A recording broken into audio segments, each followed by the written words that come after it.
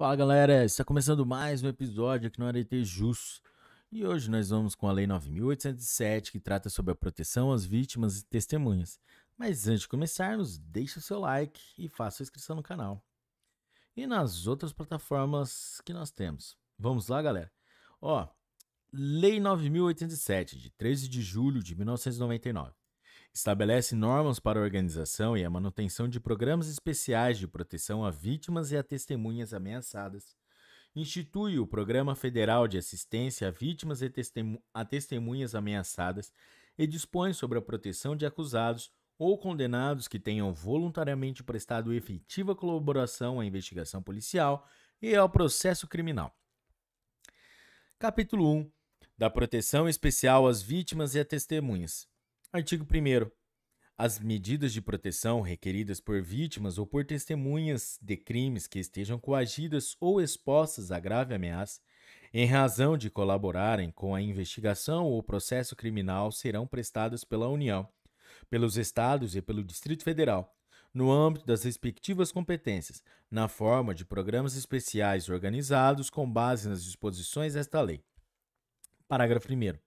A União, os Estados e o Distrito Federal poderão celebrar convênios, acordos, ajustes ou termos de parceria entre si ou com entidades não governamentais, objetivando a realização dos programas. Parágrafo 2º.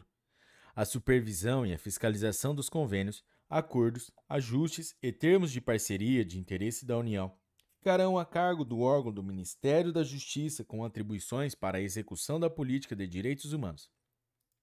Artigo 2º.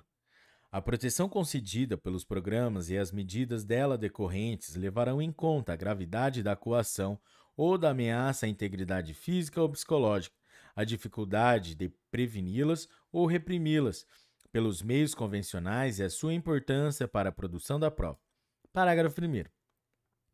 A proteção poderá ser dirigida ou estendida ao cônjuge ou companheiro, ascendentes, descendentes e dependentes que tenham convivência habitual com a vítima ou testemunha, conforme o especificamente necessário em cada caso. Parágrafo 2º. Estão excluídos da proteção os indivíduos cuja personalidade ou conduta seja incompatível com as restrições de comportamento exigidas pelo programa. Os condenados que estejam cumprindo pena e os indiciados ou acusados sob prisão cautelar em qualquer de suas modalidades. Tal exclusão não terá prejuízo a eventual prestações de medidas de preservação da integridade física desses indivíduos por parte dos grupos de segurança pública. Parágrafo 3º. O ingresso no programa, as restrições de segurança e demais medidas por ele adotadas terão sempre a anuência da pessoa protegida ou de seu representante legal. Parágrafo 4º. Após ingressar no programa, o protegido ficará obrigado ao cumprimento das normas por ele prescritas. Parágrafo 5º. As medidas e providências relacionadas com os programas serão adotadas, executadas e mantidas em sigilo pelos protegidos e pelos agentes envolvidos em sua execução. Artigo 3º. Toda admissão no programa ou exclusão dele será precedida de consulta ao Ministério Público sobre o disposto no artigo 2º e deverá ser subsequentemente comunicada à autoridade policial ou ao juiz competente. Artigo 4º. Cada programa será dirigido por um conselho deliberativo em cuja composição haverá representantes do Ministério Público, do Poder Judiciário e de órgãos públicos e privados relacionados com a segurança pública e a defesa dos direitos humanos. Parágrafo 1º. A execução das atividades necessárias ao programa ficará a cargo de um dos órgãos representados no Conselho Deliberativo, devendo os agentes dela incumbidos ter formação e capacitação profissional compatíveis com suas tarefas. Parágrafo 2º. Os órgãos policiais prestarão a colaboração e o apoio necessários à execução de cada programa. Artigo 5º. A solicitação objetivando o ingresso no programa poderá ser encaminhada ao órgão executor. Inciso 1. Pelo interessado. Inciso 2. Pelo representante do Ministério Público. Inciso 3. Pela autoridade policial que conduz a investigação criminal. Inciso 4.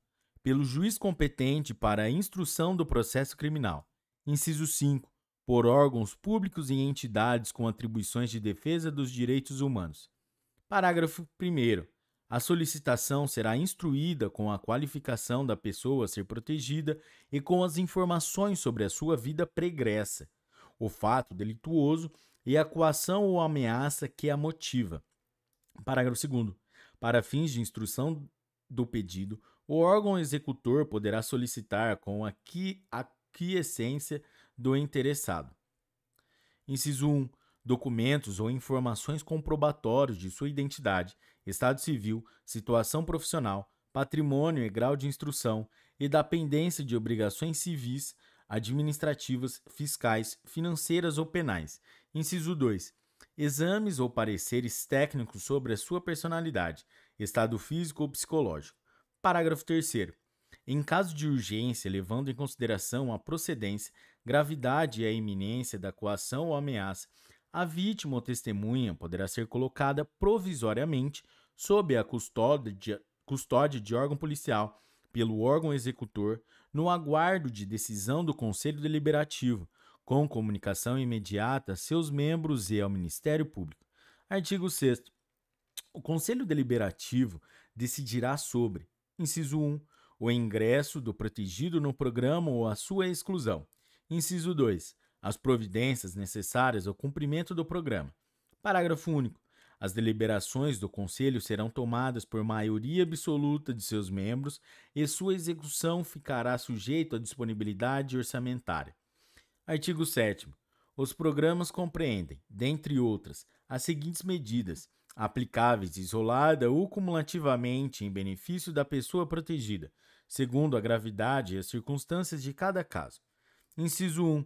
Segurança na residência, incluindo o controle de telecomunicações. Inciso 2. Escolta e segurança nos deslocamentos da residência, inclusive para fins de trabalho ou para a prestação de depoimentos. Inciso 3. Transferência de residência ou acomodação provisória em local compatível com a proteção. Inciso 4. Preservação da identidade, imagem e dados pessoais. Inciso 5. Ajuda financeira mensal para prover as despesas necessárias à subsistência individual ou familiar, no caso de a pessoa protegida estar impossibilitada de desenvolver trabalho regular ou da inexistência de qualquer fonte de renda. Inciso 6. Suspensão temporária das atividades funcionais, sem prejuízo dos respectivos vencimentos ou vantagens, quando servidor público ou militar. Inciso 7. Apoio e assistência social, médica e psicológica. Inciso 8. Sigilo em relação aos atos praticados em virtude da proteção concedida. Inciso 9. Apoio do órgão executor do programa para o cumprimento de obrigações civis e administrativas que exijam o comparecimento pessoal. Parágrafo único. A ajuda financeira mensal terá um teto fixado pelo Conselho Deliberativo no início de cada exercício financeiro. Artigo 8º. Quando entender necessário, poderá o Conselho Deliberativo solicitar ao Ministério Público que requeira ao juiz a concessão de medidas cautelares, direta ou indiretamente, relacionadas com a eficácia da proteção. Galera, é isso aí. Esse foi mais um episódio da Lei 9.807, que trata sobre a proteção de vítimas e testemunhas. Até o próximo episódio. Tchau!